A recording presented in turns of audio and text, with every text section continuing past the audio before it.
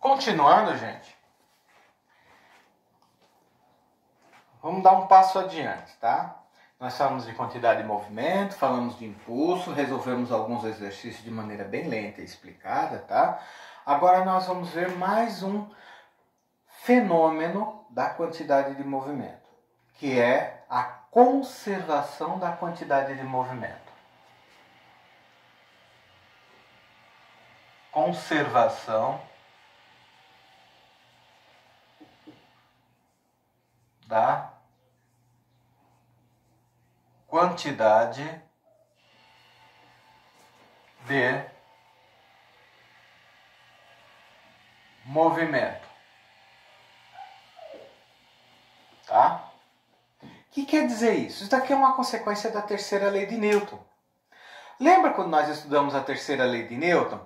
É a lei da ação e reação? Quer dizer, quando eu efetuo uma ação sobre um corpo, automaticamente esse corpo reage contra mim de uma maneira igual, com mesma intensidade, mesma direção e sentido oposto, né? Ó, exemplo. Tô aqui com esse halteres, tá? Tô segurando esse halteres assim, tá bom? O que está acontecendo? O meu músculo está fazendo, na realidade é o seguinte, a força da gravidade, tá, gerada pela massa do planeta, está puxando a massa desse halteres para baixo, né? E o meu braço, para manter ele nessa posição, tem que equilibrar fazendo uma força de mesma intensidade, de mesma direção e sentido oposto. O que quer dizer isso? Esse daqui tem 3, 6, 2, tem 8 kg de massa, tá? Vezes a gravidade, vamos arredondar para 10, tá? Então nós temos 8 vezes 10, nós temos 80 newtons de força para baixo. O meu músculo do meu braço e do meu ombro, né, o bíceps e o meu romboide aqui, estão fazendo uma força equilibrando isso. Ao contrário, eu tenho uma força de 80 newtons também, só que ela é oposta. Tem a mesma direção, é vertical, porém o sentido é para cima. Enquanto a força da gravidade é para baixo, a força do meu braço é para cima. E está equilibrando os dois. Tá? Ação e reação. Enquanto eu estou em pé aqui, sendo gravado pela câmera, a minha massa está sendo atraída pelo planeta e eu estou sendo puxado para o centro do planeta, o meu peso. A reação, o solo, aqui, o chão da casa, tá? Tá fazendo uma reação chamada força normal para cima. Ela é de mesma intensidade, eu estou com 95 kg, então vamos arredondar. O meu peso é aproximadamente 950 newtons para baixo. A força que as minhas pernas fazem, né, para me equilibrar, tem que ser 950 newtons. Vertical, mesma direção, sentido oposto. Se meu peso é para baixo, a reação normal deve ser para cima, né? De baixo para cima, tá? Mesma direção, sentido oposto, né? Lembrando, força é uma grandeza vetorial, tem direção e tem sentido. Pois bem, o que isso tudo tem a ver com a quantidade de movimento? A mesma coisa.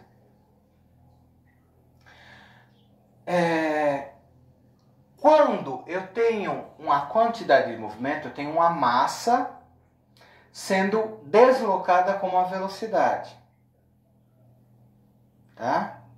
E eu tenho a conservação dessa quantidade. Vamos ver um exemplozinho simples. Quase todo mundo já viu o filme de pirata. No filme de pirata, nós temos o nosso canhãozinho, né, naquelas famosas batalhas entre os navios, né? Nós temos o nosso canhãozinho aqui, ó. Vou desenhar o canhãozinho. Por favor, não deem risada do meu desenho, tá? É o meu desenho. Cada um desenha do jeito que quer. Esse é o meu, tá? Aqui o paviozinho pegando fogo. Tá. Tem o meu canhãozinho, lindo, maravilhoso, de beautiful, né? E o meu canhãozinho, ele atira uma bala para cá. Com uma velocidade. né? Essa bala tem uma massa. Só que todo mundo já deve ter visto nesses filmes que na hora que o canhão atira numa direção, ele recua na outra. Então a massa, vou colocar M maiúsculo para representar a massa do canhão, recua com a velocidade V maiúsculo para trás. Por que isso acontece? Como consequência da terceira lei de Newton, lei da ação e reação, nós temos que uma quantidade de movimento gerada numa direção provoca uma quantidade de movimento de reação na mesma direção, porém no sentido oposto. É por isso que quando você pega um fuzil e dispara, ele vem para trás. O recuo da arma é provocado por isso. Quando você tem um tanquezinho de guerra lá, né? Vamos lá, tanquezinho de guerra, que é a lagartinha dele aqui, ó. Aí você tem o tanquezinho, tá? Aí você tem a torreta, né? Aí você tem o canhãozinho aqui, né? Ele dá um disparo para cá, ele recua aqui para trás, ele balança para trás, né? Nos canhões modernos de campanha dos campos de batalha, tem até um amortecedor nesses canhões aqui, para absorver o recuo da arma, tá? Isso é absolutamente normal, tá? Um rebatedor de beisebol, quando ele está lá com um taco de beisebol, vamos lá, né? Ele está lá, ele vai dar uma rebatida, né? Na hora que ele bate na bola, né? Ele sente um impacto no ombro, tá? De novo, conservação de quantidade de movimento, tá? Quando imagina que você está assim, ó, em cima de uma balsa, sem motor, sem nada, sem vento, flutuando num lago que está completamente com água nivelada. E vamos dizer que você tem um monte de bolas de boliche aqui do lado e começa a jogar as bolas numa direção. Você vai perceber que você começa a recuar na direção oposta. Enquanto você joga a bola para lá, a balsa começa a ir para lá, para trás. Tá? De novo, conservação da quantidade de movimento. Ou seja, você vai ter a geração de uma quantidade de movimento oposta para conservar o que você tinha antes. O que você tinha antes? Vamos analisar o caso aqui do canhão. Vamos imaginar que esse canhão está parado com a bala lá dentro dele. E eu não disparei ele ainda. Qual é a quantidade de movimento dele? É zero, né? Por que é zero? Porque a velocidade é zero, ele está parado. Porém, no momento que ele disparou, a bala, que tem uma massa, recebeu uma velocidade, a velocidade inicial do disparo da pólvora, né? Pá! Então tem uma quantidade de movimento, que é diferente de zero. E aí, apareceu do nada? Não. Vamos ver. A quantidade de movimento antes tem que ser a quantidade de movimento que aconteceu depois. Antes não tinha zero? Depois do disparo é zero? Tem que ser. Mas como tem que ser se eu estou vendo que tem uma massa e uma velocidade? Na hora que eu disparei a bala com a massa e uma velocidade num sentido, o canhão foi para o outro sentido com a massa dele e uma outra velocidade. Se eu somar isso daqui, vai dar o mesmo valor que isso daqui. Porém, como os sentidos são opostos, eles se cancelam. Tá? Eles acabam se equilibrando, se cancelando. Tá? Então é isso que a gente chama de conservação da quantidade de movimento. A quantidade de movimento não aparece assim do nada. Ela é uma derivação do princípio da conservação da energia que a gente vai ver na aula da semana que vem. Lembrando que a gente está atrasado, né, por causa desse bendito coronavírus. Né? Então, é isso que representa essa conservação da quantidade de movimento. O fato de que quando eu jogo uma coisa num sentido, com uma certa velocidade, eu ganho uma quantidade de movimento oposta de maneira a neutralizar aquilo que eu gerei. Então, se eu atiro pedras naquela direção, eu estou sendo empurrado para trás. Por que eu não escorrego? Porque eu tenho atrito no chão. Se eu tivesse de meias em cima de um lago congelado, eu seria empurrado para trás. Então, vejam essa situação aqui tá? Em um foguete, um míssil. Vamos imaginar que eu tenho aqui um míssil. Ai, que míssil mais mal desenhado, pera aí. Vamos imaginar isso daqui.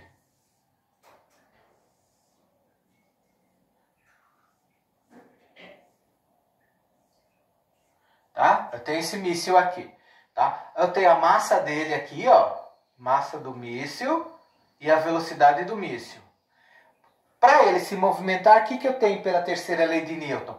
A massa de gases aqui atrás, multiplicado pela velocidade desses gases. Esse tem que ser igual a esse, então. Quantidade de movimento do foguete tem que ser igual à quantidade de movimento dos gases lançados pelo foguete. Os dois devem ser iguais. Tá? Quando eu tenho um barquinho com motor de popa,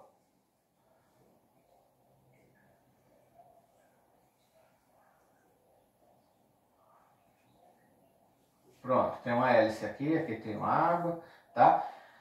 O que está acontecendo? Eu tenho a massa do barco e eu tenho a velocidade que o barco tem, tá? Ó, o barco está vindo da direita para a esquerda.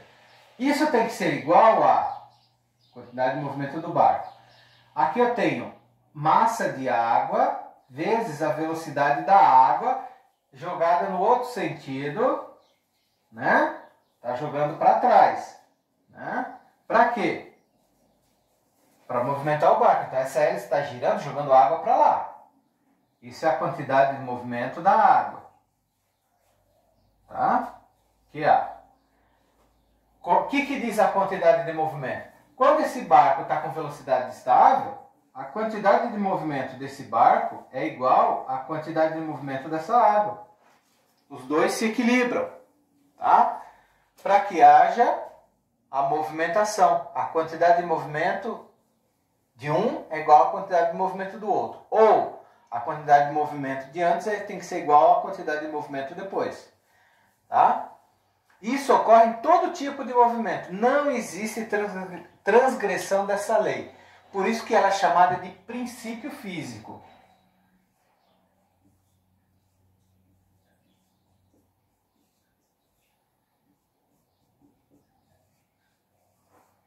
Tá bom?